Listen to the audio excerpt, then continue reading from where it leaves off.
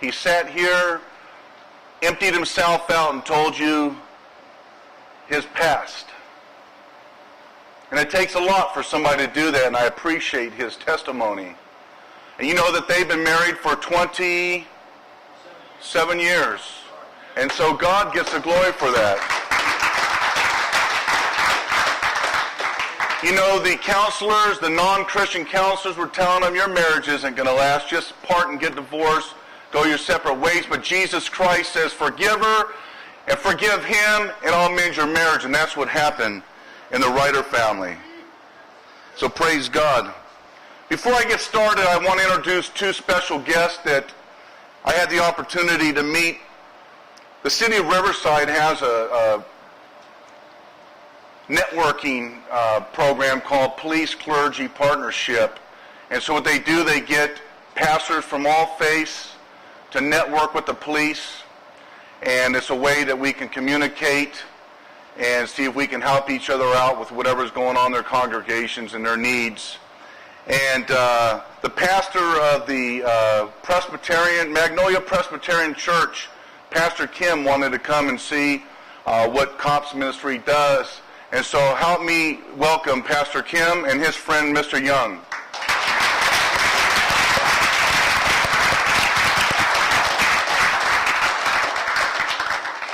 And with that, let's get started. The title of the sermon tonight is Convicted but Not Condemned. Convicted but not condemned. The not condemned part is up to you. The conviction part, as you're going to see this evening, and I hate to be the bearer of bad news, but guess what? There's somebody here this evening that has an open case against them. Your name is in this report right here. There's a case pending against you. You're already convicted.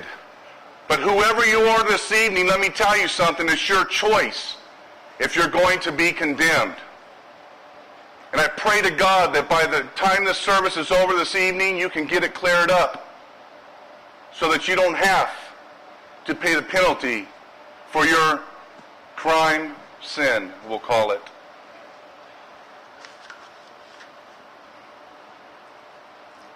It's God's case that's pending against you, not man's.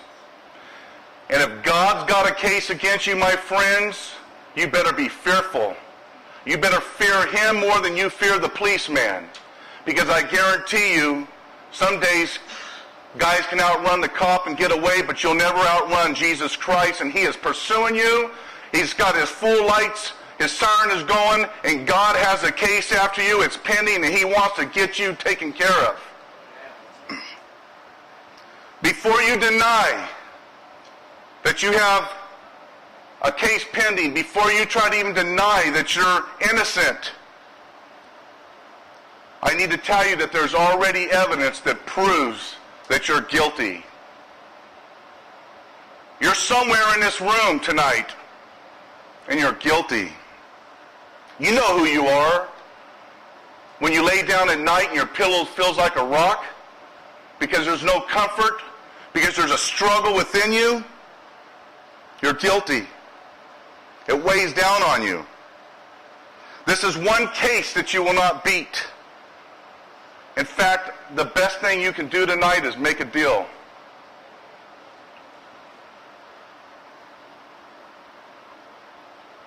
Let me present your evidence that God has against you. If you have your Bibles, you could turn to Romans 3:23. I'm going to be going through some Romans here. Romans 3:23. It states, "For all have sinned and fall short of the glory of God."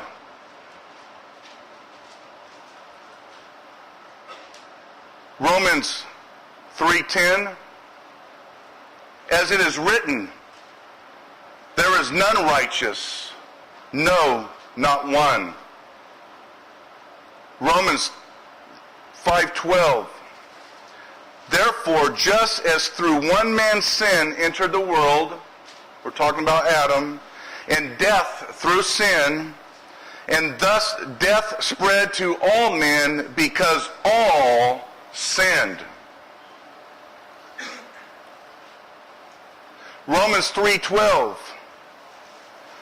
They have all turned aside. They have altogether become unprofitable. There is none who does good, no, not one. I don't care how good you think you are or how good you try to be, according to God's word, you and I are not good. Good does not clear your name from this case that is pending against you, because you're still guilty.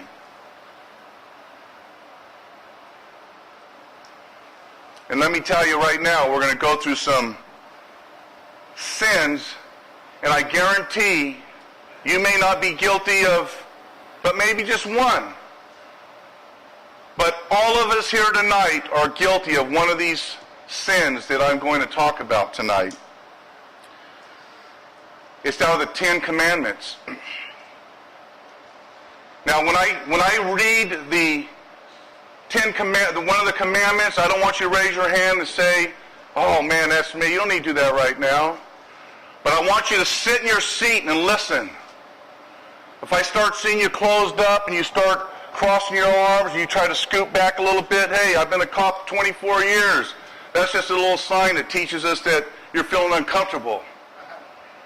If we ask you a question, you start itching your nose, scratching your nose like that, it's called the Pinocchio effect.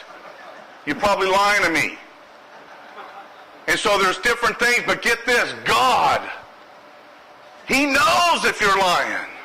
We got to try to figure it out by body language, but God, the great judge, knows if you are telling the truth, if you're remorseful, or if you don't give a rip.